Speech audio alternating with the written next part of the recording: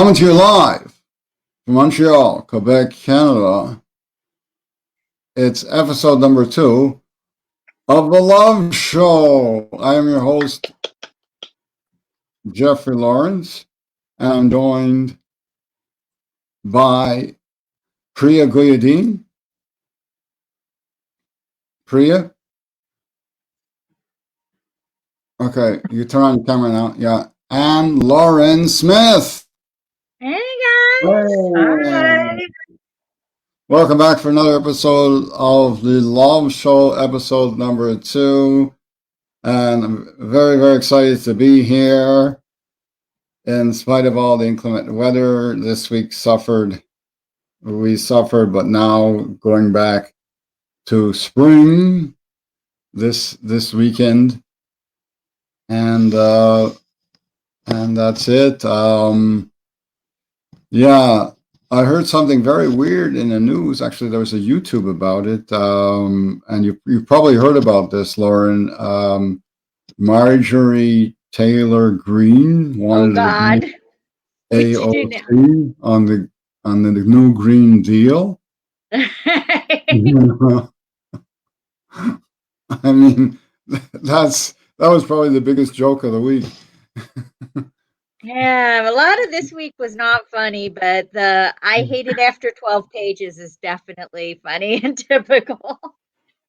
Yeah, being so close to Washington. Washington became the 51st state. Well, it got approved in the House. It's probably not going to make it. Yeah. They voted to make it the 51st state through the House, through the House of Representatives. It's got to go through the Senate. So, yeah. And you probably heard about this, Priya. About 2 weeks ago, or almost 2 weeks ago, there was an MP, a Liberal Party MP, who was caught naked on Zoom. He forgot to turn off his Zoom. I did hear something about that. Yeah. Yeah. Well, you know, we Canadians, we're just wild and crazy, right? If that's the best that they got, I don't think I want to vote for them. You know, they could have done. You know, they could have done better than that. I mean, even NDP has better looking bodies than that. You know. Yeah, it's not getting your vote, huh? Not getting your vote. I mean, it's typically Canadian, where stupid thing happens, and Jagmeet Singh's talking about his crayons. You know, I mean, what's that got to do with the upcoming elections, you know, talking about it's maybe they used crayons in the last election, and that's how Doug Ford got elected. Yeah, I wonder what kind of crayons. Yeah.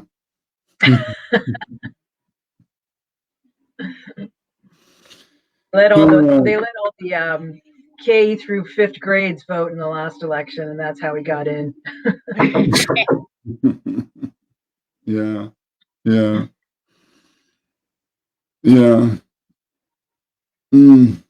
So I'm not gonna lie, it's a relief for us to have a grown up in the room again. I mean, a very, very grown up, but still. Yeah, you know, I'm always afraid he's gonna trip one too many times, and he's not going to be able to get up. That's what I'm afraid of. You like a life alert commercial on Air Force One, right? He may have memory lapses, but that's okay. Then, you know, at least it reminds you of Ronald Reagan. You know, the good old Ronnie Reagan. Yeah. Yeah, thank you, Howard Zucker. Good evening, ladies and gentlemen. Good shout out to Howard. Good evening. And that's it. I'm expecting Jason. You remember Jason Siegel? Here he is. Hello, Priya and Lauren. Nice to see you again. See you again, Jason. Nice to see you again. Yeah, it is nice to see you again. You know, I hope when I wake up every morning, I could see again. You know, that I don't suddenly wake up and blind, you know? So it is nice to see you again, if you want to put it that way. Yeah. Yeah. Anyway, so I'm so excited about our special guest tonight. Hey! She's a really funny, talented comedian, and she's originally from Cornwall, Ontario, now streaming out of Kingston, Ontario, a place where I visited on 2 occasions. The last time actually was pre-pandemic, September 2019. Yeah. And yeah, a great little town. Just don't, whatever you do, don't, like, I hope this doesn't happen to you. The same thing that happened to us doesn't happen to you, that you get in and you're renting a car, but the only vehicle I have left is a Ford pickup truck. Now, if you've never been in Kingston, like, I mean, but I have to tell you, driving a Ford pickup truck around the streets of downtown Kingston, kind of not easy, because I mean, these little narrow streets, and you're driving a huge truck, and maybe if you're lucky enough to find a place to park downtown, I mean, good luck parking the monster, you know. So finally, we had to start for 2 or 3 days until finally we exchanged it for a Kia Forte, which was a lot of fun to drive, I have to admit. So JC Lafontaine, yeah, very talented comedian, and she has been in Off JFL and Snow Jam Fest, and that's it. So please welcome the lovely and talented JC Lafontaine. Hi. Hey. Thanks for having me. Great. I'm so excited. I couldn't sleep all week. I was so excited to have you on the show.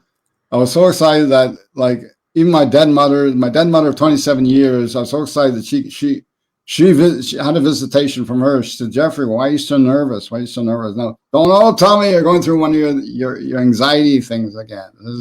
Ma, you're going to start this. You've been dead for 27 years. You're going to start that again. You know, will you ever leave me alone? Okay. Ma, you don't have to worry anymore. You're not alive anymore. You're not here. You're up there. You don't have to worry anymore. Aren't you happy? You know? Oh, listen, I've been told my sense of humor could raise the dead, so it's, you know, it's good to be here. So we're all very excited. And I was like, Ma, I was planning this for months. You know, so, Ma, Jeffrey, why are you so nervous? Why are you getting so nervous? You know, so the anticipation was killing me. Ma, you don't know. You have no idea. Anyway. Well, thank you for having me. It's really good to be here with you guys from all over the place.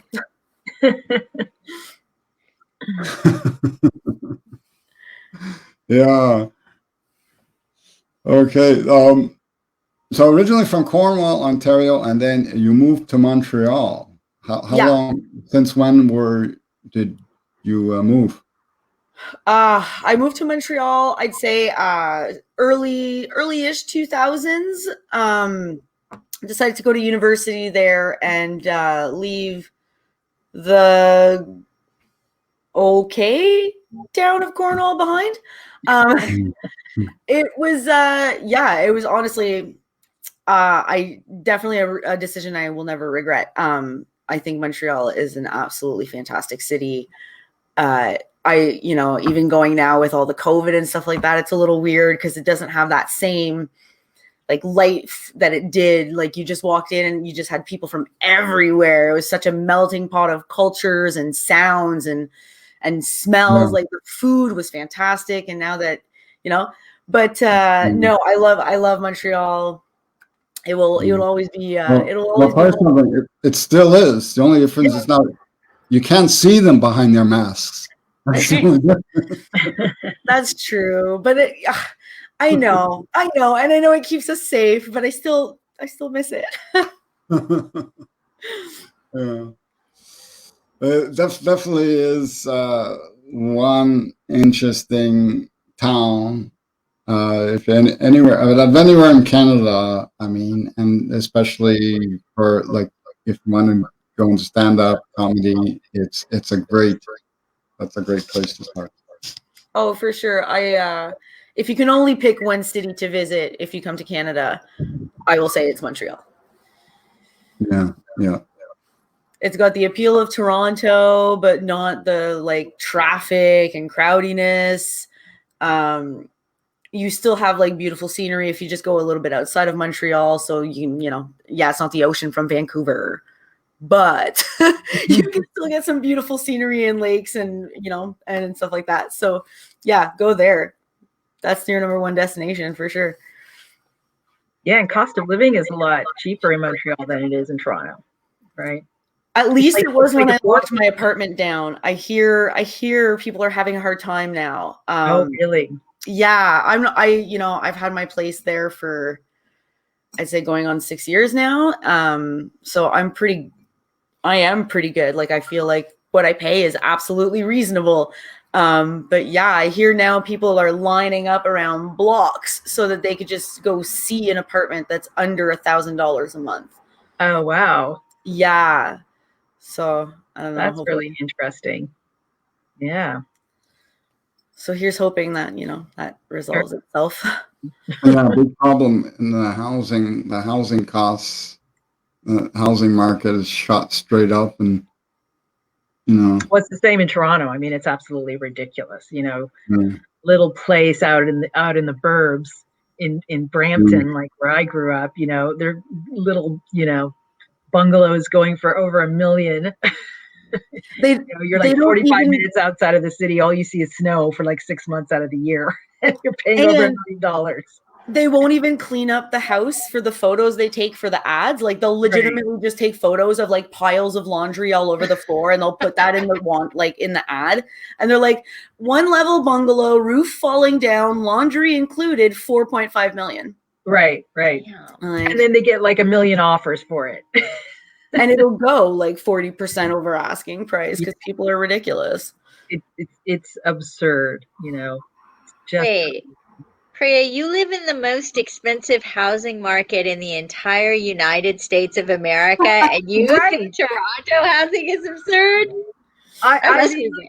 Because it was never like that in Toronto. It was just it was like normal. Toronto's always been normal for me, like in terms of housing and affordability. And now all of a sudden it's like almost unaffordable for people, because salaries are not as high as they are in the United States. And the cost of living is going up. Everything is going up there, but people aren't making the kind of money that they need to survive in that environment. And with COVID, it's going to be worse because it's still, at least the province of Ontario, it is still a province that is very heavily dependent on trade. And Canada in general is a country that's heavily dependent on trade from other countries. They haven't somehow, for some reason, managed to figure out how to take advantage of all the diversity that is in that country and harness it to be able to have a sustainable, growing economy yet, which I don't know why, but, that could be a whole nother show. I'm gonna go with greed.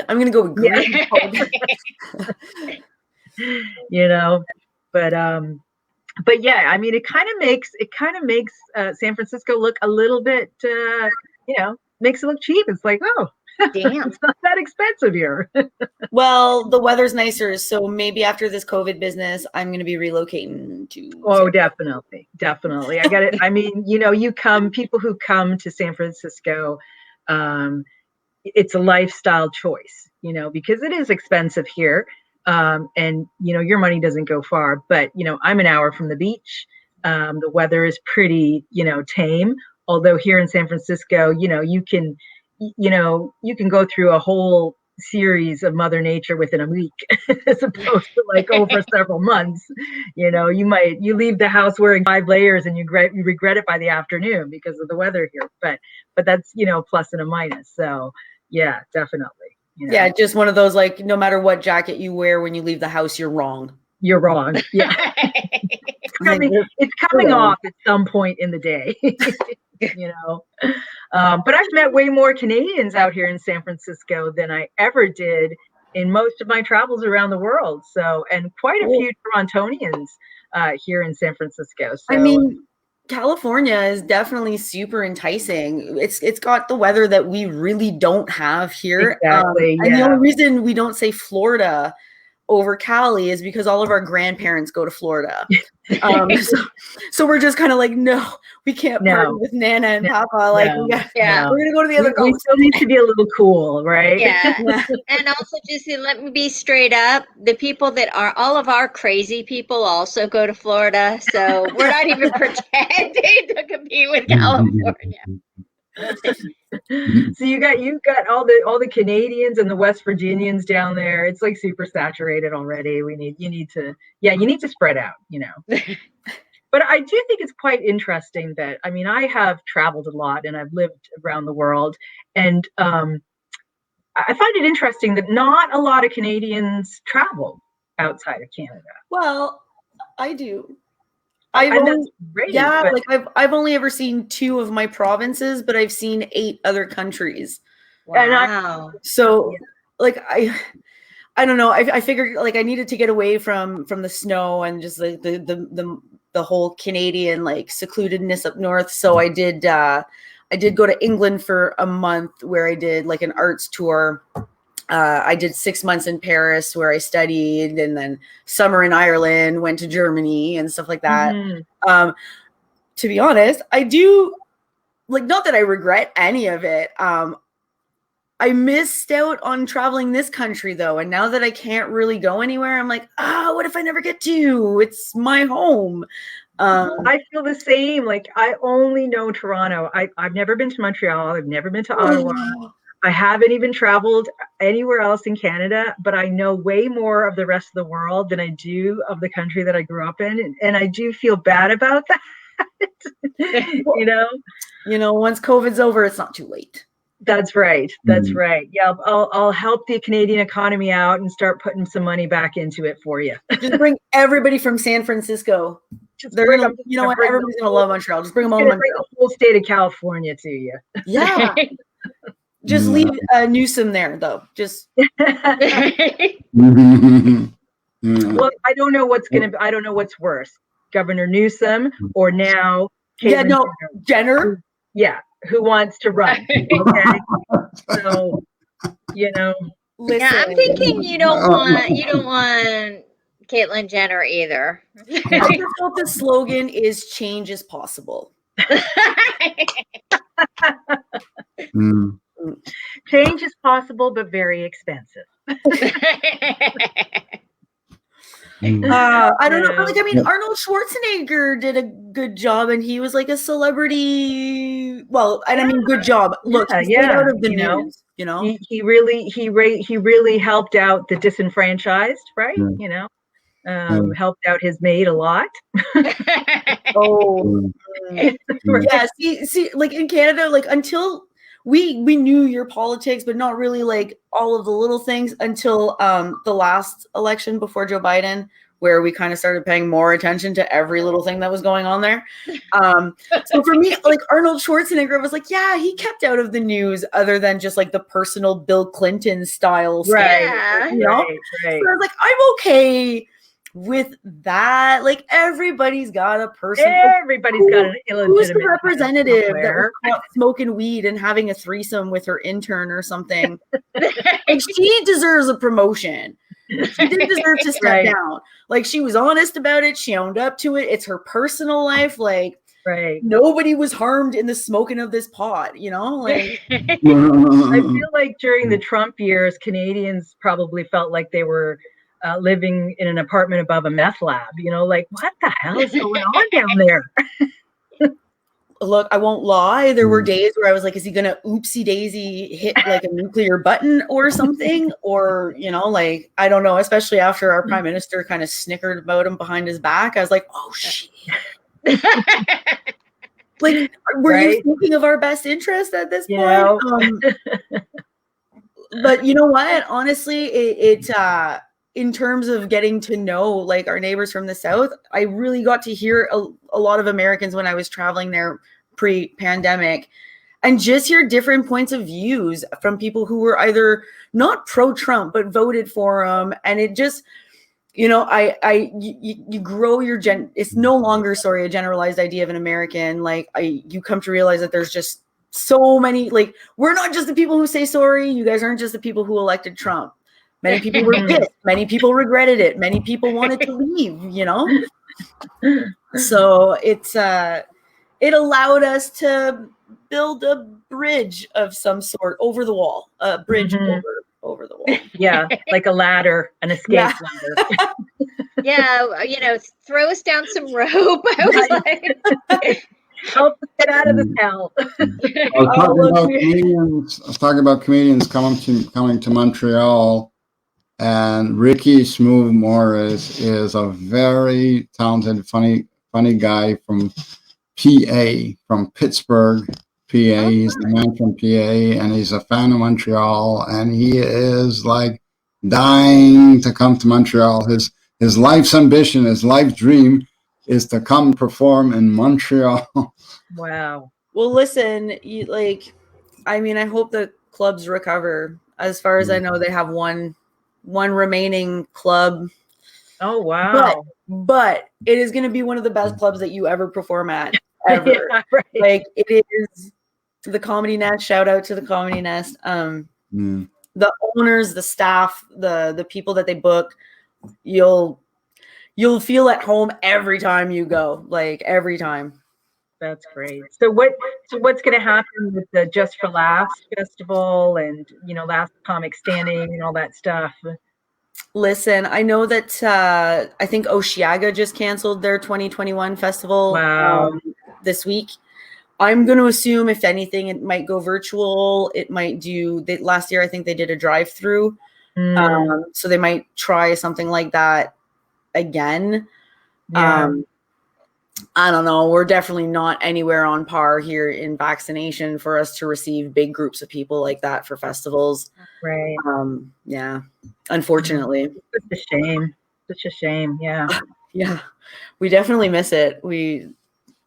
It's not the same without live performances. Like, even being in the audience, like, I miss music festivals, miss going to a bar, and I miss checking out a live band, you know? Like, yeah, I mean, I did two live open mics last night, and it just felt so amazing to be on a stage and to be inside a comedy club and being able to perform and make people laugh. And, you know, how rusty were you? Like, how rusty? No, I killed them, both of them. And thank you. Yeah, it was really great. And, you know, I think I'll tell you a little bit about my story, and I would love to hear, JC, how you got into comedy, because I always think it's so fascinating. I just started I've only been doing stand-up comedy. It'll be like a year next month, you know? Oh. Yeah. And I just started doing it during the pandemic as a way to sort of save my sanity, because I'm a single mom and trapped at home with a 6-year-old. I'm like, if I don't do something, I'm going to need bail money. So I've got to figure out some way to get a handle on this. And my friends started doing these virtual open mics, and I did a few, and it just picked, you know, I got hooked, I got bitten, and I've been doing it ever since. And I've been doing it, and that's how I met Lauren, and how I've met Jeffrey, doing these, you know, Zoom comedy shows and Zoom virtual open mics, and then growing a pair of balls and getting on stage and doing it live. And, you know, I'm just addicted to it now. So. And so you did the open mics live in San Fran. In San Fran, I did get to do one or two before they shut it down.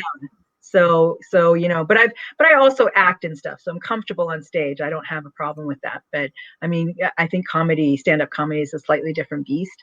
And I'm sort of still learning and figuring it all out. But yeah, I'm 51, a single mother, and I'm a comedian. You know, I'm an addict. So. Look, you know what? And I feel like I'm all for all the younger you can get in, the better, if you have a good work ethic at it. If you get into it really young because you're like, I want to be famous. No, don't. Like, there's no glory to being a comedian for the first, I don't know, 50 years. Wow. Wow. I'm exaggerating, but like it's not, you're right. Like it's not the same kind of beast. You're performing in dingy clubs, not on like the silver screen, you know? And I mean, you can with, I don't know, but yeah. And it is very addictive. I agree with you. Like if you do it once and you're just like, oh man. Yeah, it is. I mean, it just messes with your head. You know, you have a bad show or you bomb, and it's like, you know, it's like coming down off of a high and going through withdrawal. Yeah, you just curl up in a ball in the shower and cry. Yeah, you know. But I would love to hear how you ended up in comedy. Actually, one of my best friends is a stand-up comedian, Joey Elias, and I was hanging out with him one day, and he was teaching like a stand-up comedy workshop, and just kind of went, listen, just come, like just come, it'll be fun, you'll learn how to like write funny and like be funny, you're already funny, just come. And I was like, all right, fine. And then halfway through the class he was like, okay, so for the showcase show, and I just kind of went, wait, what? Wait, what? You said right. He said right. He went, no, yeah, you got to perform. So that wonderful club that I was talking about, the Comedy Nest, hosts his grad shows whenever they had it. So we got to perform there, and it was a sold out club, and it was fantastic because honestly, if you think about it, everybody in the audience was there to see somebody who was doing it for the first time. So the audience was very generous, but at the same time, it didn't change the fact that you got up there and just, you got what you needed, right? Like you got laughs, you got that energy, and you fall for it. And then I was lucky enough. I had gone on, I think, like a couple more open mics, recorded a set, sent it into Serious Talk Comic, and got accepted to the first round. So that was one of those other things I was just like, okay, so maybe I'm not like wasting my time. Maybe there's like something here. And like yourself, Priya, I also, before doing comedy, was in musical theater and, you know, as well. So it was kind of just that feel, except the only difference is if they don't like you in a play, you're just like, oh yeah, but dude wrote the script. Like that. Yeah. blame it on the director. My co-star was having an off night, you know, like with comedy, you're like, fuck, you don't like my joke, you don't like me. Exactly. Oh my God, they hate so much me. More personal. That's so true. Yeah. So, but good on you. Like, keep doing it. Oh, thank you, Jeffrey. I think you've probably been doing it about the same time I have, right? Or a little bit longer. How did you get into comedy? 2 years. 2 Coming years up now. my second comedy anniversary next weekend. Wow. And I'm having a special show, bro show, next Saturday night for my second comedy anniversary show. Yay! Featuring as a special guest a comedian and host of the Straight Outta Montreal comedy series, Amer Rez. Probably heard of him, Amer Rez. Yeah. So wasn't he the comedian to watch in Montreal? Or something? Could have been. Yeah, I don't know. I wasn't following that, whatever. And with Amer Rez, who was who hosted me the first time I went up at that time 2 years ago in the pub downtown, McLean's Pub, and the first time I did the set. Mind you, I tried it 22 years before in Comedy Works on Bishop, and it didn't go too well. It was a disaster. You know, the manager asked me not to come back. Oh no! Ouch. So anyway, did you burn the place down then? So, did you not get a laugh? You didn't get one laugh, or what happened? Well, it was. I don't know. It kind of didn't go that well. I did get a few laughs from some guys in the back of the room. You know, but my comedy style was for like telemarketing rooms, that type. But so I mean, they didn't get it, so it didn't work. I couldn't really. You were trying to turn a sales pitch into a comedy bit. Yeah. So, yeah. So anyway, so after that many years, I, of course, I had like so much more material as I started like drawing on material Right. that like really funny material I can use. And yeah, and that's it. And with another Montreal comedian, Vance Michel. So I Yeah, got I know Vance. Wait, but didn't he move out west? yeah, he did, and then he came back. He was for a little while, but then I think he came back. Yeah, yeah. Sweet. Wow, I've been gone way too well. I mean, with COVID, right? Yeah. Oh, that'll be a fun show. So yeah, it's gonna be a great show. Lots of fun. And two What other. about Lauren? What's your story, Lauren? How did Honestly, you end up being a comedian? well, I had always wanted to try it, and there was actually a fundraiser for our state senator in a room that had an open mic afterwards. Here's the Wow. thing, though. So, I go, and in my day job, I'm a lawyer, so I'm like wearing my like little business suit and all that. And I go, and then of course, the fundraiser ends, the people in the business suits leave, and this particular mic happened to be very close to one of our universities, George Mason University. And in my head, I was just gonna watch. But here's the thing. After the fourth 19-year-old boy whining about not being able to get laid, I was kind of like, dude, I've never tried this before, but I gotta be funnier than this. You're like, And so that's how I started trying. Okay. And I talked about pubic hair. And so it actually worked rather well. And here we are. They were probably like, tell us more. Actually, they were scared of it, but that, I took a survey. So. That's awesome. Oh, that's great. Yeah. Wow. And so I'm interested to know, JC, because I one of the mics, the open mics that I do once a month is a real heckler mic. But I've really it's a crowd I'm getting to know now, so I'm getting comfortable with their heckling, and it doesn't throw me off my set anymore. But in one of the Facebook groups that I'm in, which I think Jeffrey and Lauren are also part of, displaced Canadians. There are displaced Canadians out there. They're all in Kingston. But I hear a lot of comedians asking for help in how to manage the hecklers. And what's your worst heckler story? Honestly, never. I haven't done it, but my biggest piece of advice would be to like never offer them the mic.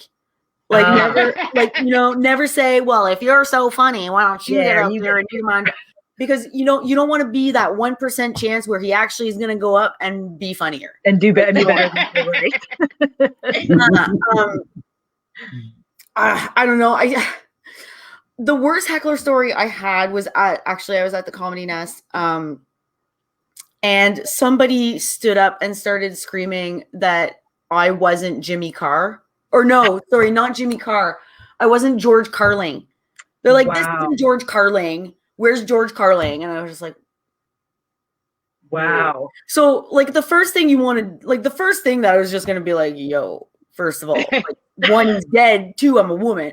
But then you're like, why is this guy screaming about a dead guy? Like, is he crazy? If I yell at him, is he gonna get up and shoot me? Like, I don't know. Like, I mean, yeah, it's Canada, but you never know. Maybe he's got a cat. You never know. There's always one crazy one in the group. Yeah. And honestly, I've witnessed another story. I witnessed one from the audience once. We have a very, very, I love him. I think he's hilarious. His name is Mike Ward. He's a fantastic comedian, a little on the controversial side, right? Like it says on his posters, be prepared to be offended if you come to the show. So we were at one of his shows, and he started a joke about the Make-A-Wish Foundation. where a couple at the table, the girl started crying. Oh, no. And the guy who was with her got up and threw his basket of popcorn at Mike Ward on stage. Wow. And just started yelling at him. Oh my gosh. So, you know, the club took them out and gave them their money back. But I have never seen a comedian let that slide so well. Really? Oh yeah. Like, I don't know how he did it. Honestly, I don't think I would. I think I would have started crying, like on stage, possibly crying, wow, running off, you know, like meh. But no, like he obviously dusted off the popcorn, but just kept it rolling, even as like people were leaving and standing up, and I was just like, wow, like that's amazing. That's amazing. You know. So honestly, unless you're a pro like Jimmy Carr and you can be witty, funny without being super mean, then yeah, by all means, like put hecklers in their place.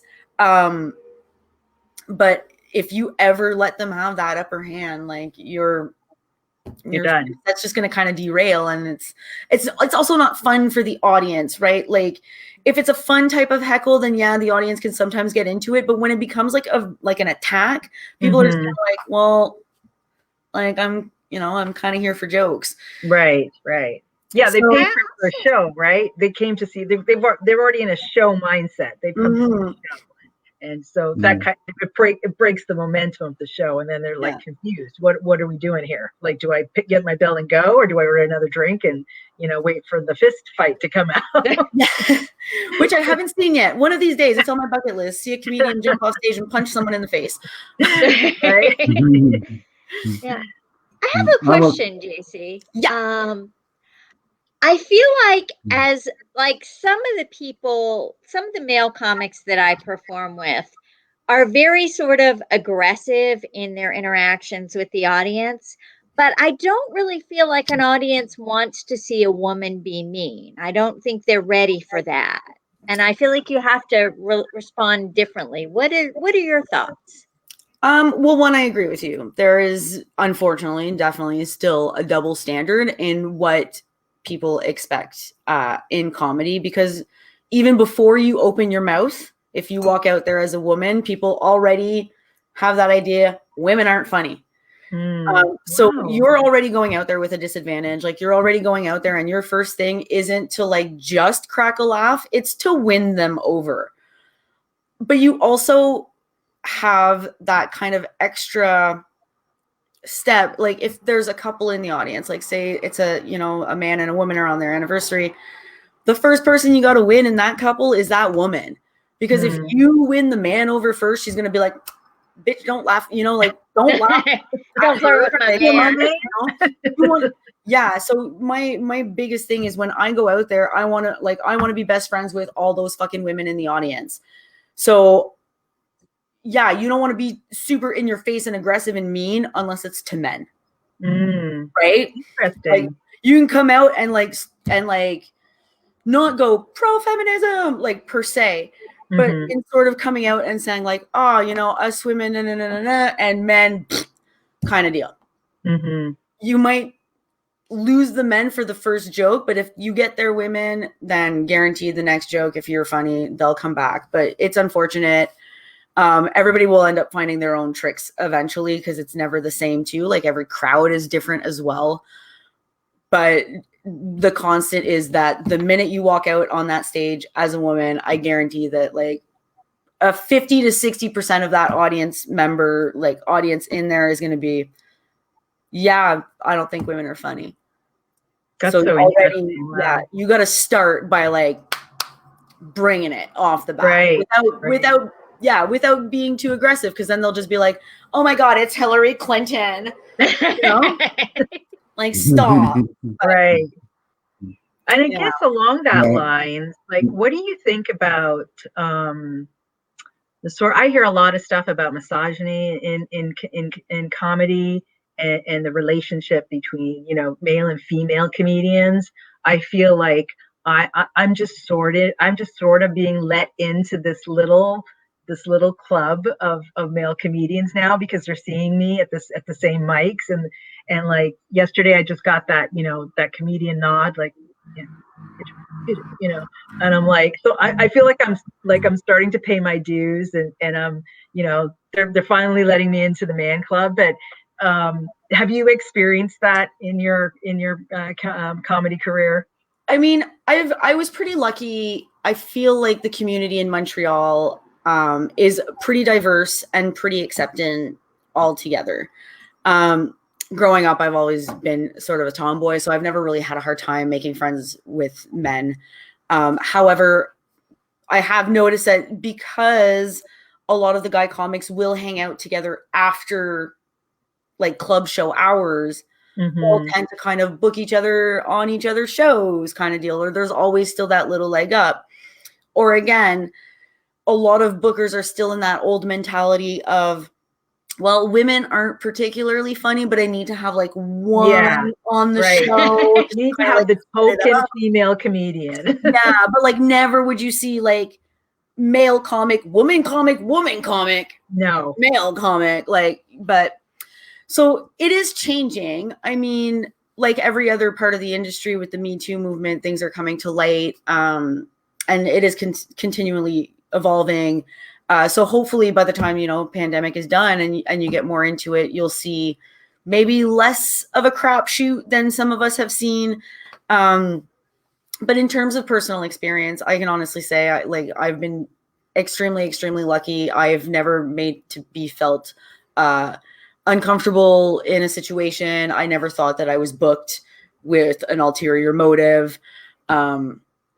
Yeah. So it's, everybody's experience is going to be different. I'm just happy that for those who have had terrible experience in the industry, that things are changing, that, it's being brought to light, and those people responsible are being, told no. Have you ever felt like your material is perhaps better than a fellow male comedian, but they don't have the balls to like say that to you, You know what? I don't like to think that way in a sense, only because everybody works hard, right? What I'd like to word it at is, instead of my material being funnier or whatever, I'll just say we fit what the show needed. Like the producer had a vision for the show, had a vision for the material, had a vision for what they kind of wanted to sell to the audience. So in the sense that if they book me or don't book me, I just kind of say, well, that I just wasn't what they wanted. It had nothing to do with me being less funny or more funny. If you're going to work hard, then, you deserve everything you get. And it's not because somebody is funnier or less funny than you that they would ever get it. They have visions, and sometimes that's just not me. Yeah. I was cock-tackled once. You was that? You were what? Once at a show, somebody just, when I was doing my set, just coughed. So some response was, I says, okay, thank you. Nothing to sneeze at. Oh, that's good. Did you say like, hey, would you like a mint maybe or something? Or wait, what's the Chris Rock one? Robitussin? Yeah. Then after the guy said, well, he sort of apologized. I said, I cough-tackled you. He was like, he was trying to be funny. I guess, I don't know. He was trying to be funny or something. And it was like, okay. Oh, that's kind of hard, because you're not sure where to go with it. I think, different if somebody's saying something that you could maybe play off of, right? But if they're just talking, it's like, do you call 911 or do you just like keep doing your set maybe? Yeah, you got to pick your battles. If it's depending where it is in your joke too, because it could always ruin where you're going. But oh, that's great. That's a great comment, Jason. You're absolutely sweet, right. Jason. Because we've had to work harder to prove we have had to work world thing.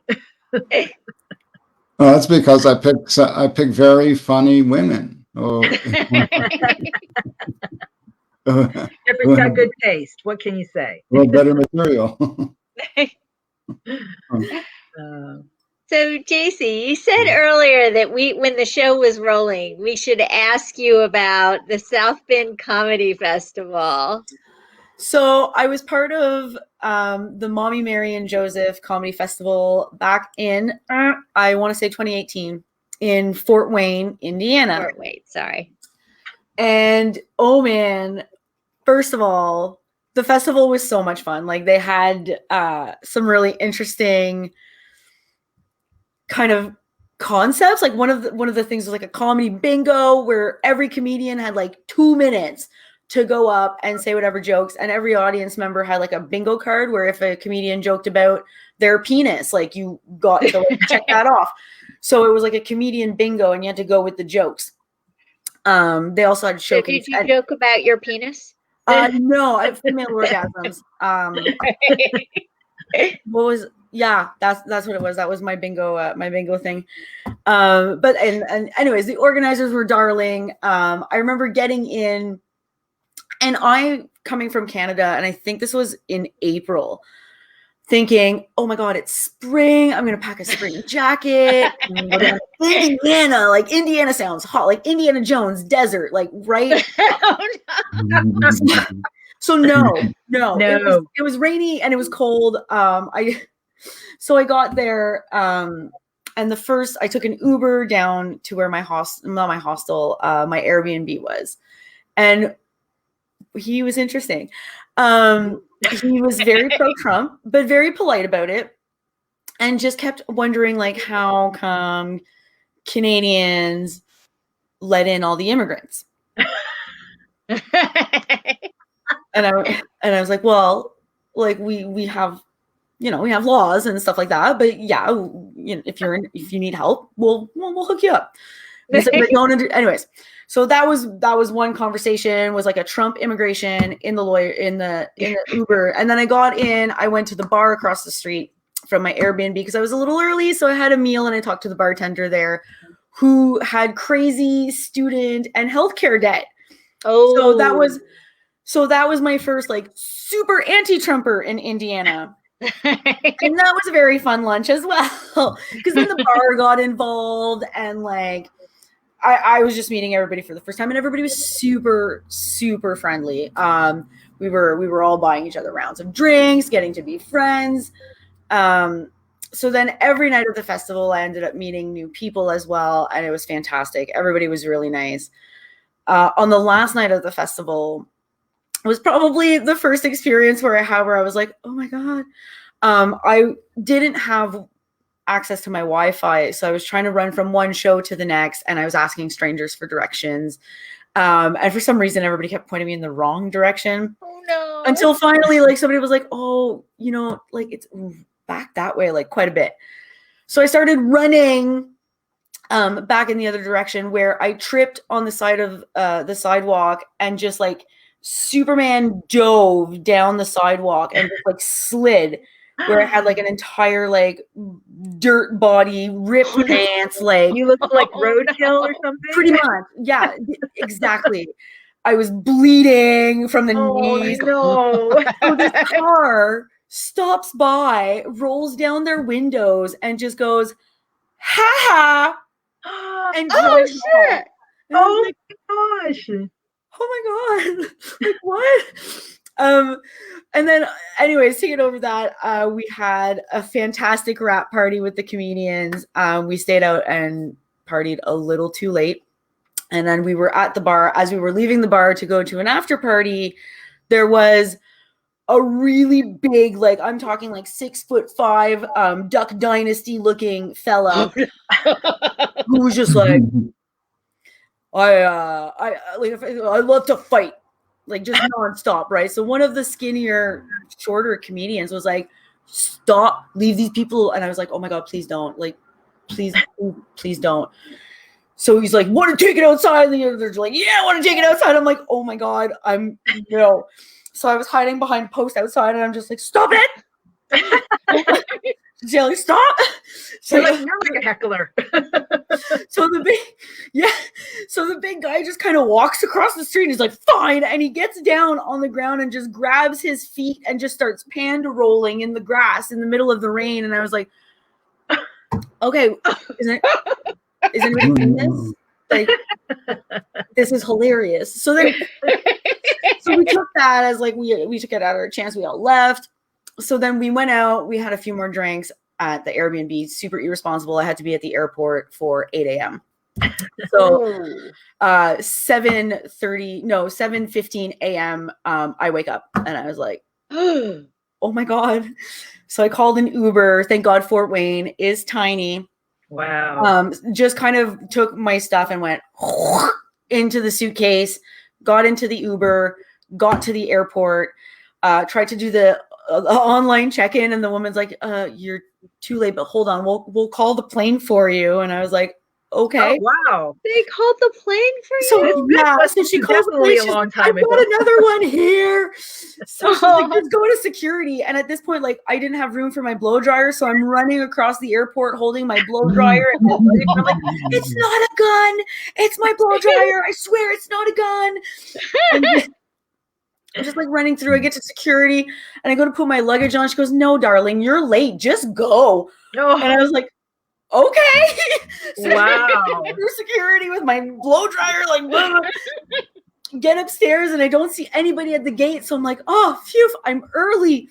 So I get down and I start putting my stuff in my suitcase. And the woman's like, we're holding the plane for you. Like, you might I want to go. Get on, maybe. I was like, oh shit. Like, I'm sorry. So I finally, like, I get on and I'm holding my passport and everything. And I sit down and everybody's just applauding. And I'm like, they're like, finally, the Canadians did it. I'm like, were you at the show yesterday? Like, so I sit down and I have my passport. And finally, the guy beside me just says, always waiting on you fucking Canadians, eh?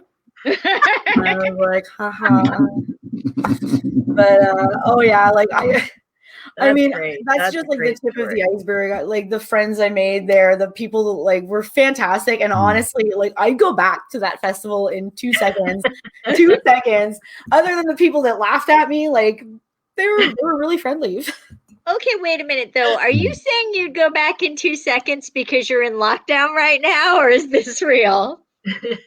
Okay, so I would go back in 2 seconds because I'm in lockdown, and I would go back in 2 seconds if they invited me back out and kind of paid for it. But given the choice, I think if I had to pick destination plus festival of my dreams, I think I'd go with New Orleans. Like, I've never been, and it's definitely somewhere where I'd love to go. Yeah, New Orleans is a great little town. I mean, that the French Quarter is fabulous. It's great. You know, I mean, I don't know what it's like now since Katrina, but oh yeah, back when I went was way before Katrina. It was just, you know, the vibe is fantastic in that little small part of New Orleans. But here's an interesting question for you, I think. I was talking to a friend last night, and he does improv, and he was telling me how improv really sort of changed who he was, because before he was extremely shy, didn't know how to relate to people, and he started doing improv, and it just kind of opened the floodgates for his personality. And I feel like for me, comedy has helped me find my true self again. And I'm curious to know, what's the biggest thing you've gotten out of stand-up? You know, I would have to say the same thing. I feel like it forces you in terms of being a writer, because in order to relate to your audience, you have to be genuine, in a certain sense about it. Improv and group things a little less. You do find yourself a lot in improv because you're forced to be on your feet all the time, and you figure out a bit of like your own skills. But in terms of really figuring out who you are, I find that writing comedy really forces you to even come to terms with some of the like darker spots of your existence. Like some of the things that you're not too proud of. Like, I have jokes that I've written that I'm not going to tell till my parents die because I don't ever want them to know, you know? So, so like, you know, it really does. a lot of reason comedians have mental disorders as well is because we're forced to really examine what we think and what we're made of, and that can fuck us up sometimes. You're like, why? Like, or even coming up with like, this seems so logical to me. How is there like this big population of the world that just can't grasp it, you know? And especially now too with cancel culture and with PC and with offending people and with, you're really, really, really forced to examine everything and be careful, being like, okay, well, what if this was said about me? Or what if, so it, not only about yourself, but it's actually made me more empathetic towards others as well, because I've had to look at things through other people's vision. I mean, I think for me, I have just been able to, it's been the most authentic experience I've had since coming to the Bay Area. So, I mean, I don't know about you or JC or Lauren or Jeffrey, but you know, the ideas I had about California and Californians were based off of watching 90210. Okay. Yes. So I thought I was going to come here and everybody was going to be walking around in flip-flops and shorts. It was going to be hot, warm, and sunny, and you know, like you carry a surfboard instead of a purse, something. That's what my impression was, you know, and it is not like that at all. You know, there is a unique personality to San Francisco. There's a unique personality to Los Angeles and to the rest of the state, and it's all different. And you know, as Canadians, right, JC, we're very open, we're very friendly, we're very like, you know, direct and down to earth. And that's the thought. I thought I was going to have that same experience coming here, and I didn't. And once I started doing comedy, it was like, okay, I found my little corner of the world here that I can, you know, relate to and associate with and feel like I'm genuinely making us, you know, a genuine connection, you know. And before I started doing comedy here, I didn't feel that, you know.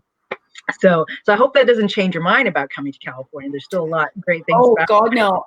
The weather. I have friends that are down there. But the images that we sort of grew up watching, like, you know, I mean, you remember, I don't know if you did, but I watched that soap opera Santa Barbara growing up, you know, and I just thought, oh my God, this is like, I'm a Young and the Restless girl. Yeah, my parents too. My 90210 in Santa Barbara, Southern California. You should have looked at Charmed. You know. Oh, I went to Santa Barbara and I was completely disappointed. I'm like, this does not look anything like the soap opera. Where are the beautiful people? They're on Rodeo Drive. Yeah, they're hiding somewhere in the hills. But you know, so, but yeah, I just feel like I am comfortable in my skin again through comedy. You know, that's the part that makes it so addicting. Yeah, I agree. You're just like, what? Was me? Awesome. You know, like I wake up and I'm like, I have an incredible need or desire to tell a stranger all about my life. I don't know. Cheaper than a therapist. Right. This is very true. I want to tell somebody I don't know all about my vagina, and I just want them to laugh about it. But Lauren, you're Washington, D.C., right? Around that area? Yeah, I'm in a place called Fairfax, Virginia, that's basically a suburb of DC. Because I did hear the clubs around DC were also really good to perform at. Well, it's interesting right now because the area, there are 3 states that center in DC. One is the district itself, then there's Maryland and Virginia. And DC is still completely locked down. So all the DC clubs are pretty much closed, and the DC shows and mics are. But Virginia has almost completely opened back up, which, at least from a commuting perspective, makes my life very easy. Maryland is sort of in between. Okay. So right now, it's a very interesting time because I think it would have been fair to say that DC comedy was sort of controlled by a group of about 5 people before the pandemic, but they were all DC based, and a lot of people brought in online rooms and things like that. So it's created it's very interesting because it's created a much broader group of rooms and places. It's actually, like I said, it's going to be very interesting to see what happens when DC reopens. I think the whole world in terms of comedy, that's going to make it pretty interesting, like with the world of TikTok kind of taking off as well during pandemic and not having so much of a live show, but trying to make everything virtual. It'll be, it'll be interesting to see. And how long have you been comedy for, JC? Oh my God, I'd say like this is my 6th year. Okay. Give or take. Yeah. I mean, I forget now because like this whole last year has just kind of felt like a big giant blur. So I'm trying, and I'm like, wait, does it even really count if the only comedy I've done in like the last year were mostly online? Like, I'd take a gap year or something. But yeah, so it's been about 6 years. And I'll be one of those people that'll just say like, oh man, pandemic came at the worst time. Like it was just like, it was, just for laughs audition. I had 3 American festivals in that 1 month. And then all of a sudden I had stuff lined up for 6 more months and then just. Wow.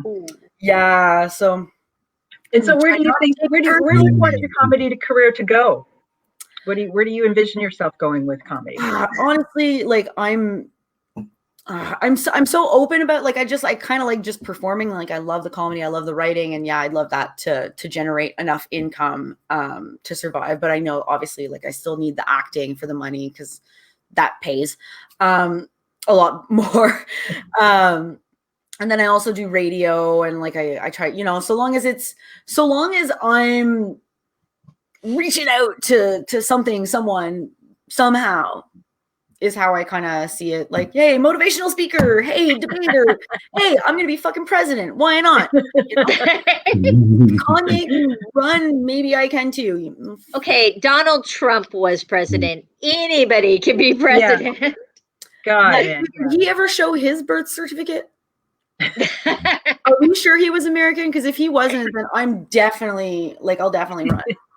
I still think you have a stronger chance of becoming president than him getting reelected. So I mean, oh my God. I hope you're right, Priya. Yeah, I mean, if Caitlyn Jenner's going to throw her hat in the ring, girl, go for it. That's what I have to say. I just hope he doesn't, go in another 4 years. Like, actually, I have to be honest. I kind of do because we have 2 major parties in this country, and I would rather have him eating his party than having, there's some people in his party that might actually win. And like Ted Cruz.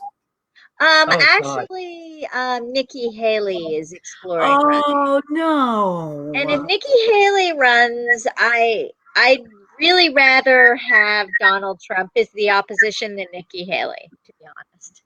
Yeah, I know. I agree with you on that. Nikki Haley might actually win. Well, she's been groomed her whole life to do so. Like, yeah. I think we just have to buy an island and we all move to it and govern it ourselves. Yeah, make it like Lord of the Flies. Yes. I don't think that one ended well. Lord of the Flies, by the way. If you've been doing comedy 6 years, have you ever dated another comic? Ooh, that's a good question. I have. Actually, before I started doing comedy, I was dating a comedian. So I started doing comedy while dating a comedian. Oh, interesting. Yeah, that didn't turn out very well. It went a little too well for me. And not well enough. Quicker. And it caused a lot of tension and issues. And then I made the rule of I will never date another comedian ever. I also had a very wise woman comedian tell me after that breakup to never do it. And she explained that even though, she dated a comedian as well, and they were both very, very well known after the breakup, people just automatically assumed like, oh, well, he must have written all her jokes. Like, he gave her all the ideas, like it was not her and stuff like that. She goes, no matter what happens, even if you are better or whatever, she says that people will just automatically tend to take the side that, like, I even look at Anthony Jeselnik and Amy Schumer. Like, when they broke up, everybody was like, oh, Anthony Jeselnik. And now it's like, Anthony who? Don't get me wrong, I like him. I think he's super great. But she definitely, picked up. But for the first few years, people were just like, not sure about this one. So yeah, it's not something I recommend. Some people make it work. Some people can make it work, but you really, really need to be able to either agree to work on things together or to agree to work on nothing together. Sure, you need to have that either divide or you blend it, but you can't have a little bit of both, because then one person's going to want more than the other. And it's just too messy. Don't shit. Because you'd always be arguing about comedy material. That's the thing. Like, if you're having a conversation and the conversation's funny, well, then who gets to write the joke about it? Yeah, who gets the material, right? I mean, and what about dating in general? Do you think it's easy or hard, or to be a comedian and date? I mean, like, are men just scared to date you because they're afraid they're going to end up in your set, or I mean, I can't speak to if they're afraid. I lucked out. I have somebody who's super supportive of what I do. I think it's more of the actual lifestyle. It's late nights. It's, it's not a lot of money. It's a big hustle. You're traveling a lot. It's a grind. You're distracted often. It's, taking them to this, it's them seeing the same jokes over and over again. Like, it's the not getting offended if they don't want to go. But bottom line is too, like, especially if you're first starting out, it's not a glamorous lifestyle. So if you're expecting, like, oh my God, I'm going to bring you to the VIPs and like stuff like that, like, no, that's not really what happens. So you really need to be okay with someone who's like I know for me, if I do something during the day, I have X amount of time to eat, shower, get ready, and bounce. So when I leave, my clothes is all over the floor. My dishes aren't done. Like, it takes somebody who's okay with you living that sort of lifestyle. And I'm lucky I found a neat freak. So when I leave a mess. That is very lucky. Yeah. Oh, nice. Yeah. That's awesome, man. Yeah. Well, it's that, or it drives him crazy. So. Now, I live with a pint-sized dictator. My house constantly looks like I'm losing a game of Jumanji. So, I would love to have a neat freak. I love Jumanji, though. Oh, my God. Now I want to watch that movie again. Home in my house, then. Oh, one of Robin Williams' best. Yeah. Well, my son has managed to replicate it very well every day. Sometimes I wake up in a minefield of Lego pieces and I'm like, God, give me patience, because if you give me strength, I'm going to need a bail bond to go with it for sure. The worst is stepping on those Lego pieces too. Oh my God. I mean, it takes one me stepping on one Lego piece before I'm dropping an F-bomb like a comma mark, better than the nuclear bomb. Lego pieces hurt. Like, that's legitimate. That's like, man, you wake up in the morning, you're like half sleeping, you come downstairs, and that's the last thing you want, is to be stepping on a Lego piece to wake you up in the morning. Yeah. Jeez. Yeah. I will tell you, though, one of the trade-offs, like, when mine was little, I always used to tell her moms get paid in hugs. Well, at adolescence, they stop hugging you. So you get Lego pieces, but I bet you're still getting hugs. Yeah. Well, last night at my set, I said, I'm a single mom working full time, parenting a 6-year-old and trying to be a comedian. I'm working harder than an ugly stripper, and all I get paid is Monopoly money and wet kisses, So. Yeah, don't be whining about those wet kisses there to me. Like, you might be right, Lauren. The other day, I'm like, hey, remember we used to discuss mom gets paid in hugs? You haven't given me hugs in years. Oh, so no. What's in this for me? She's like, nothing. I'll be like, here's your rent bill. Yeah. Exactly. Well, it's like, can I have some money? Yeah, exactly. Can I have some money while I mock you and tell you how uncool you are? It is really, it's so funny. Yesterday as I was getting ready for the open mic, my son, like, all of a sudden turned into my father. For We real? come home and I'm walking upstairs to get ready, and he says, "Where are you going?" And I'm like, "I'm going upstairs to get ready. I told you I'm going out tonight, and you're going to be with the sitter." And he was like, "What time are you coming home?" I'm like, what is going on here? Just so he can plan his bedtime. Mother, Like, okay, I gotta go to bed 5 minutes before she comes home. and then he's like, "Well, make sure you dress up." Well, all right then. That's funny. Oh yeah. Yeah. There are the brief moments of cuteness and where I can engage with him does make up for the multitudes of moments where I want to kill him, or sell him Craigslist. So you make a lot of money. So how about you, JC? Have you ever had any of your family come watch you? Oh yeah. My parents, my brothers, a couple cousins. I do have a couple jokes about my parents. They love them. If I know that my dad is in the audience, usually before every dirty joke, I'll just kind of be like, "I'm sorry, Daddy." No, my parents are great. My parents are, like I said, like I don't think I would be able to pursue this if it wasn't for the fact that my family's been supportive, my partner's been supportive, I have really supportive friends. It hasn't been one of those trials and tribulations for me. Like it's been a very natural kind of like, here's a big hug. Well, no, not really, because rejection still sucks. But yeah, like I don't feel uncomfortable inviting anybody to my shows. And I don't get offended if they don't come, Like, I mean, I've had my parents turn down my shows when I performed in their city. I was like, "I'm in your town." And they're like, "Yeah, no." I'm like, where do your parents live? We can't miss it.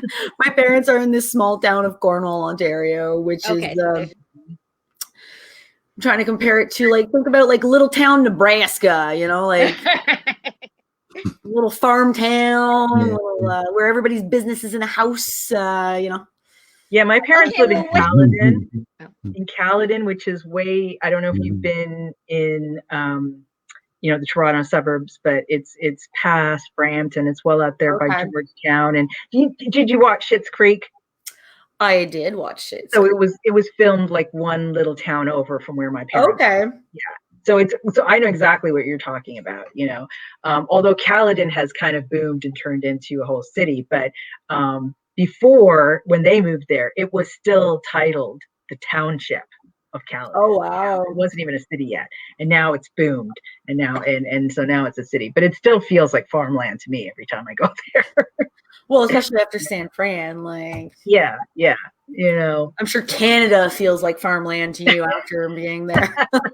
Well, I absolutely miss Canada, and I miss my family and my friends and Canadians, because it's just Canadians are just great people. We're just great people. You can sit and shoot the shit and take the piss, and nobody gets, it's just friendly and easy, and it's just a warmth I haven't experienced with some other cultures, particularly the American culture. So I miss it a lot. There's pros and cons to Canada, the cold. The cold, they've only got 2 seasons, July and road construction, but I mean, I miss it all the same, and if it wasn't so damn cold, I would probably still be living there. But I just, it's good for 5 months. You can be here from like May to October. Yeah. I mean, I was traumatized by, trudging through like 20 feet of snow every day to go get the bus to go to school. I just, mentally, I just can't wrap my head around if the bus even shows up, like half the time they're just like, yeah, maybe the next one will be there. Like, we don't know. One of them got stuck on the highway. Like, my parents emigrated to Canada because they thought it was kind of cool that you could get frostbite and sunburn all in the same day. I mean, you could be standing out there for that bus and your, fingers and toes are going like numb. Waiting for it. Sunburns are definitely the worst though. Like or frostbite. Like I'm not a big fan of walking outside when it's going, might as go fuck yourself. Yeah. So where do you think you got your comedic gene from? Like, if you were to say, where did that come from? Was it something you developed on your own, or was there somebody who was the comedian in your family that you kind of adopted it from? I don't know. I think growing up, like, I had 2 younger brothers, and we got along very well. So there was always this sort of like playing around. And one of my brothers and I liked watching stand-up comedy growing up as well. Like Jeremy Holtz was big in our household. Eddie Murphy was big. But I think honestly, like my dad and his puns. I think my dad and his terrible dad jokes, I think, is what kind of got me a little bit more into it than anything else. Right. He's got a pretty good sense of humor. I don't know. Honestly, I'm a happy-go-lucky person, so maybe I don't think I've really thought about it. I know that they support me, but I don't know if anybody else in my family would be like, I'm going to do comedy. Maybe my brother. Yeah, I think both my parents were comedians growing up, so I think that's where I got it from. And like most families in Canada, you know, when it's wintertime, you have nothing to do. You're sitting down in the basement and you're just kind of shooting the shit and taking the piss out of everyone. And like, that's how we were. Yeah, you know. And I think for me, that's kind of where it came from, you know, but I never fully developed it or recognized it until now, you know. So. What about you, Lauren? Were your parents comedians? No. Actually, I would say this because the reason I said that is my parents are divorced. I'm a 3rd generation divorcee. I'm also from Florida. That's a stereotype you'd know if you were here. And my dad is an extremely proper corporate lawyer. Wow. And like literally the last time he went to a comedy show with me, you know, I did a completely clean set. I killed. But somebody decided to do crowd work with him and asked him about porn. So we walk out afterward. Yeah, exactly. So we walk out afterwards and I'm like, so Dad, what did you think? And I'm hoping for this moment of affirmation that I'm, of course, never going to get. And instead, he looked at me like, you know, some of them thought they were funny when they were really just being dirty. That was it. Like, okay, we don't bring Dad to any more comedy rooms. On the other hand, my mother is the best comedy audience in the world, which might explain why they're divorced. So she laughs at everything. And when she comes into town, I have to bring her to rooms. And I make jokes about her, and she loves the jokes I make about her. Oh, that's great. My parents are like your dad. They wouldn't get it. It would be all over their head, you know, like everything. Even if I made a joke about them, they would just be like, they went to, well, I used to do dinner theater improv out in Arlington. And they came out to visit me when I was living in DC. And they came to the show. And I had to, it was mystery dinner theater. So I had to die. And then the audience had to decide which one of the other actors killed me. And so when I was dying in the middle of the restaurant, my dad wanted to get up and be like, oh my God, there's something wrong with my dog. Oh, no. And so luckily my friend was just like, no, it's all part of the act. Oh, that's funny. And they hated it. They thought it was terrible. They couldn't understand that it was theater. They're like, why did you have to die? Oh, well, that's kind of sweet. Well, there's always got to be a death scene. Right? You know, somebody's got to die, right? If not at least a murder plot, like whether they fail or not, right? Kind of like the, you know, it's like every Bollywood movie has to have a wet sorry scene, and every, you know, murder mystery dinner theater has to have a death scene. You know, that's just how it is. It's called murder mystery, right? Otherwise, people would notice the food, and that would probably not be good. So. That would, exactly. They're trying to take their minds off the bad food. Oh my God, which is just slop. Yeah. The mother's side of the family was very funny, but I was wondering why it never rubbed off on her. And I had aunts who lived in Hollywood for many, many years. And actually an estranged second cousin who was Jack Weston, comedian, actor, cool. and was actually changed his name actually, and after when he got famous in show business.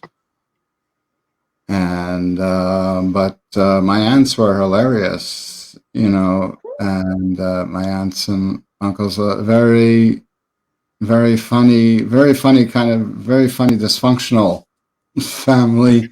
My father was the normal side of the family, was like the normal business side of the family, and then like the crapshoot side of the family was my mother's.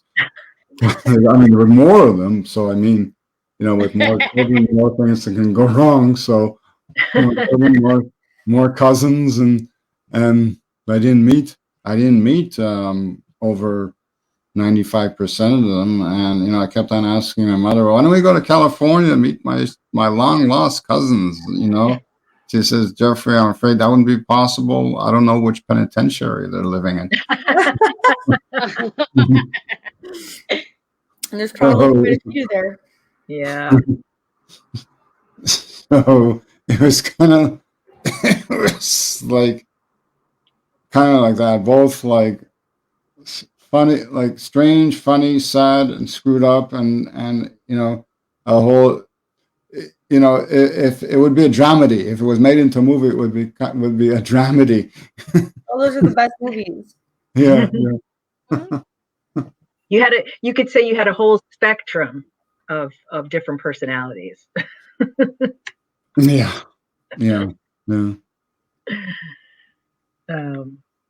Well, yeah, this has been great. I don't know. Should we take some questions from the audience or anything? Just one left. If Jason wants to ask someone a question, if you want to ask JC a question or someone a question, you know, I don't know. We scared him. Too much estrogen going on.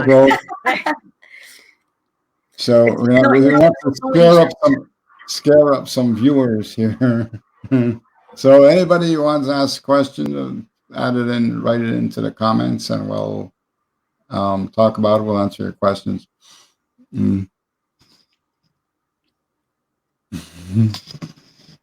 So does not look like there were questions. I think things are probably open where they are. They're probably all. As you mentioned, getting more, so it's scaring up more people. So it's you know, I guess the vibes are going out there, and people are drawn in more and more, one by one.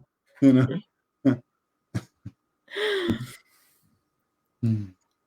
But other than that, everybody is pretty healthy and good where you guys are. Yeah.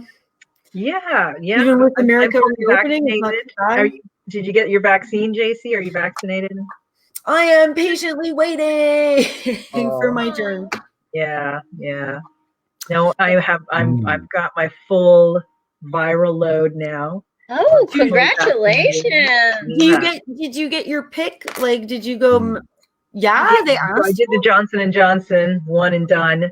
And apparently you have to wait like 3 weeks for you to be fully vaccinated. So my 3 weeks was on Thursday this week. So I'm good. I'm ready to get out there and get awkward about men I find attractive again. That was the big difference, right? Like the Moderna and Pfizer was like a wrapped up protein of some sort, which is why it needed like 2 doses, and it's this new kind of new kind of vaccine technology. But Johnson & Johnson is like, no, here's some dead virus.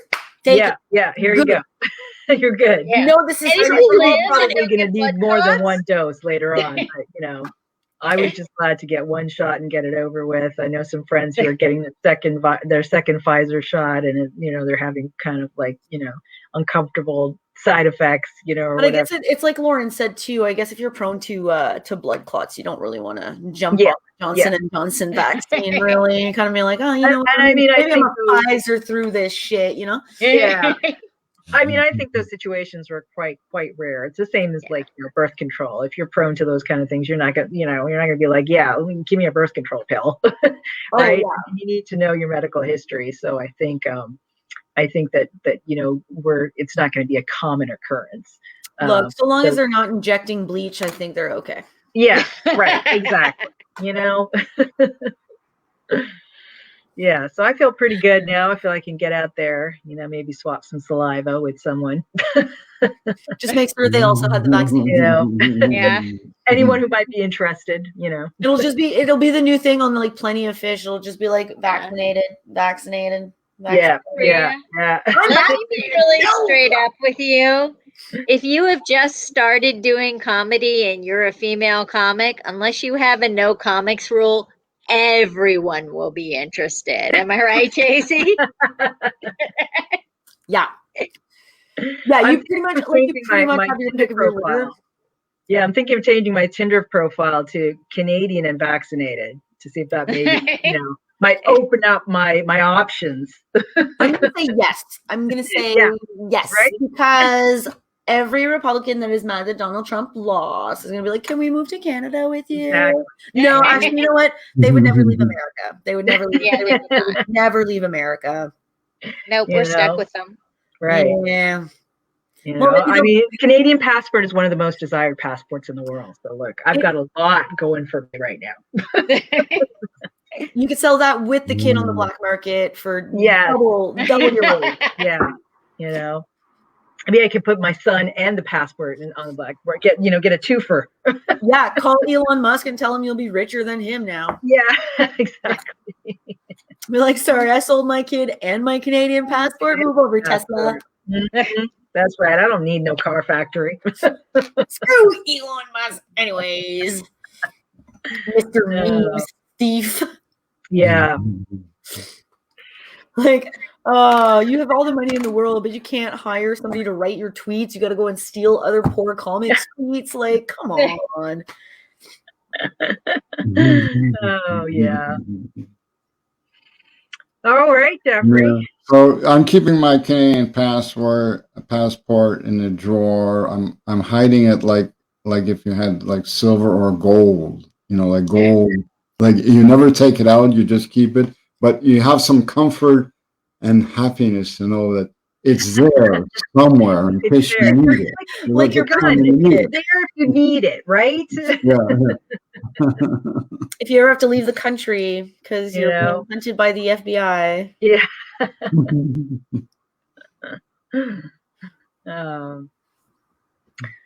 All right. So thank you so much, JC, for coming on. It was my pleasure. So great. It was Thank you for having me. Yeah, it was such a pleasure having you. And that's it. Lots of luck in the future, and I'm sure you'll do very well. Everything you do, and it will be a success. And they'll love you. The audiences will love you no matter where you go. Oh, thank you. I hope you'll come down to San Fran and perform too. Listen, I miss traveling to the States. I do. So I will take you both on the uppers. Yes. Bye. And you guys come to Montreal, obviously. I'll come bring the Canadian support for you. Do it. I actually have a place to stay in Montreal. I will look you up. Yeah, do it. Just let me know ahead of time so I can make sure that I'm there at the same time. Okay. Well, I think that's probably pretty far in the future given Canada. True. So then there's no excuse for you to not give me a big heads up. Yeah. True. Absolutely true. All right. Well, thank you so much, guys. It was a real pleasure. Thank you. It was very nice meeting you. All the best with the festivals you're in. Good luck. Okay. Oh, there we go. Yeah, it says we're still on now. So we're still live right now. So that was great. Thanks. You guys once again made the show. It was, and I knew you would get a lot out of meeting her, and it'd be lots to talk about. You really enjoy. She was a great guest. Great. Yeah. And so the next show we're going to have amazing special guests, and there will be a very interesting fascinating psychic and author. Oh, fun. That sounds interesting. Tarot card reader. Oh, fabulous. Oh, cool. That's That's what I need. I need a little astrological adjustment in my life. Yeah, so she'll be able to. So, be open to be read. Oh yeah, I love that stuff. I love that stuff. So I'm down. I'm totally And down. get some psychic advice for your love lives. Yeah, that's exactly what I need. Yeah. I need to figure out what the hell is going wrong.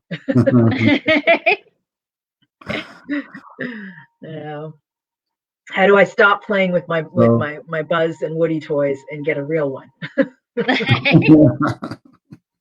Priya, I gotta tell you though, I really do think you're gonna find once the world reopens, a comparatively new female comic on the scene really is like, I don't know, walking into the most crowded bar you can imagine. Yeah. I still find like I'm just starting to make a little into this comedy scene here, right, in San Francisco, and it's still very male dominated, and I feel like, and a lot of them are young comics, so their material is a little bit limited based on their life experiences, and then I come in with all this stuff, and I still feel like they're a little bit like, wow, she was really good, but I'm not, they don't want to, they don't feel comfortable enough to say that because it's still a very male dominated scene, right? So yeah, it'll be interesting to see. Oh yeah, they may not like your comedy, but they will try to get in your pants. No question. Gotcha. Okay. Yeah. Well, there was one young comic last night that I was like, oh my gosh, this beautiful young Indian boy, and I was like, oh Lord, I could do things to him. And his set was all about how his mom wants them to get an arranged marriage. And I was like, listen, if you don't mind having an Indian cougar, I'm like, I got some chicken tikka masala down here, baby, that could really rock your but I didn't want to go up and scare him because I didn't want to get arrested for like molesting a boy. Yeah, wait until they're at least 21. Right? But he was just adorable. I was like, oh, you're giving my ovaries butterflies. But yeah, so I mean, it's gonna be interesting to see, who I'm gonna encounter as I go through this sort of journey, But yeah, that was a great show as usual, Jeffrey. Looking forward to the next one. Yes, thank you for including us. You find the most amazing people. Very interesting people. Yeah, great. Glad you enjoyed very much, and it was and so engaging, and everything was great. Yeah. Looking forward to the next one. Okay. Well, I'm going to go see what my little dictator's doing. He's probably destroyed my living room, but I might need to put on some combat gear to go downstairs. Well, look at this way. Every day is like a great reset. Well, good luck. And I'll see you guys in 2 weeks. Yeah. See you. Yeah. Have a good night. See you guys. Bye. Yeah. And that was it, folks. Thank everybody who, Jason, Howard, Ricky, and whoever else joined in, viewed the stream, the show, and for anyone who is going to be watching it, the stream on Facebook or on YouTube. Thank you very much for viewing, and wish you all the best. And that's it. So it's Jeff Laurence signing off, saying, stay warm inside and stay safe and stay beautiful.